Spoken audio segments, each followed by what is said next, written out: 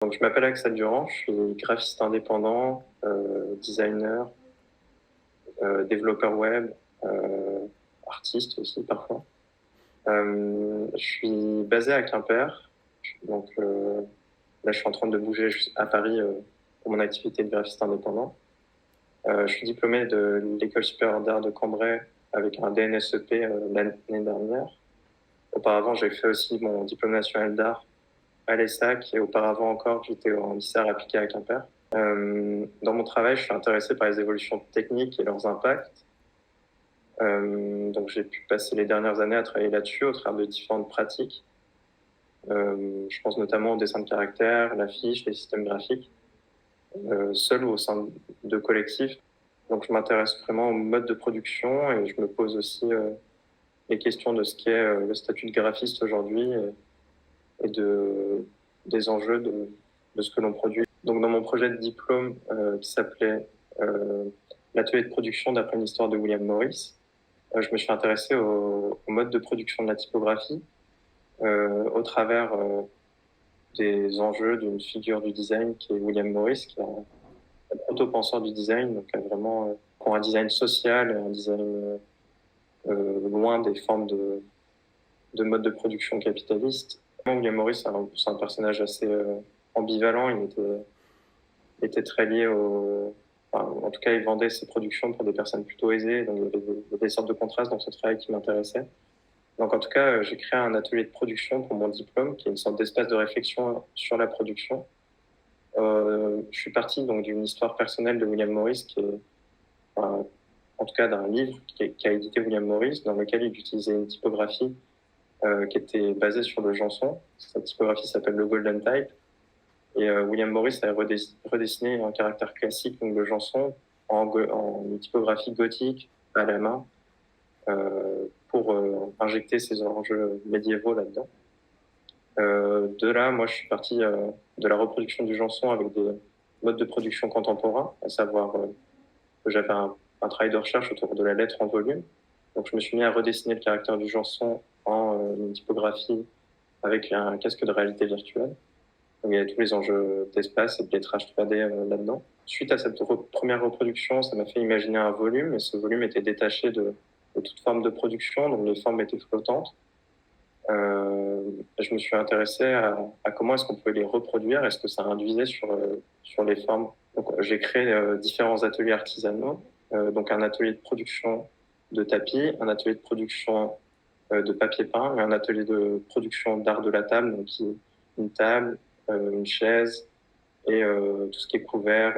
Donc, pour mon projet de diplôme, tous les lettrages initialement dessinés en réalité virtuelle ont été produits avec des outils artisanaux.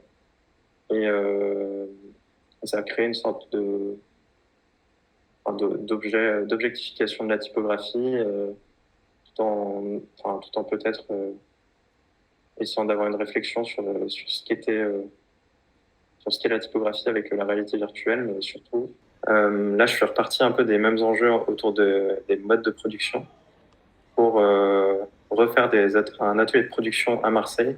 Donc là, c'est l'atelier de production d'après une histoire, non, d'après une aventure dans la friche de l'Escalette, qui est une friche dans les Calanques à Marseille, où on a réalisé un atelier de revalorisation, donc c'est-à-dire on a récupéré des déchets.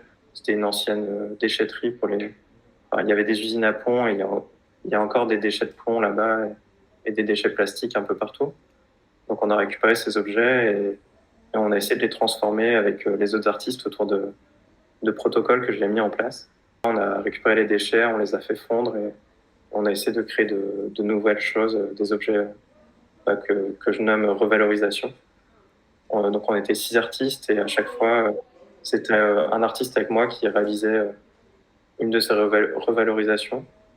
Donc il y aura un second atelier ensuite lors du montage d'exposition où là, ces revalorisations, on va encore les reproduire d'une autre façon. Et il y aura aussi une performance autour de ces modes de reproduction qui sera répéter les gestes de production lors du vernissage. Ce travail a été principalement lié à des enjeux que j'ai évoqué aussi dans mon diplôme à travers la figure de William Morris ou au travers des figures plutôt makers ou même aux enjeux du design graphique et les enjeux de reproduction. Dans ce travail qui semble très technique, moi ce qui m'intéresse c'est vraiment de découvrir les enjeux politiques ou poétiques de ces modes de production. Donc lors du vernissage, ce sont les gestes qui vont être reproduits. Donc chaque artiste artisan va reproduire les gestes qu'il a réalisés lors de cet atelier de production dans une performance qui va durer entre 6 à 10 minutes. Donc chacun à leur tour, les artistes vont venir prendre les reproductions à échelle 20 pour 1 de leur valorisation, vont les placer dans un endroit. Donc il y a une scénographie qui est conçue par les commissaires d'exposition autour de modules en tout cas. Ces modules vont faire espace, vont essayer de suggérer un espace domestique. Et dans cet espace domestique, on va reconstruire nos ateliers, on va présenter nos pièces en tout cas. Donc l'exposition elle est organisée par le Centre Wallonie-Bruxelles, mais elle a lieu au Centre de la Danse dans le Marais à Paris. Nous, entre guillemets, pour le moment, on sélectionne la salle de danse. Ça pourra aussi déborder, mais là, jusqu'à présent, c'était vraiment dans la salle de danse. Pour travailler sur la scénographie, nous, on a redessiné cette salle en scotch dans la Comrie. Et on a commencé à placer nos objets et essayer en tout cas de faire sens avec ces objets.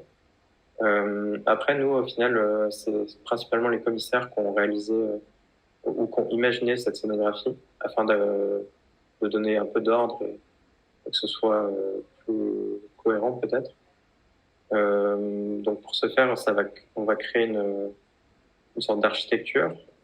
Cette architecture elle est constituée de modules en métal, donc ce sera des sortes de tubes qui vont s'imbriquer les uns les autres et on va créer des architectures de cette manière.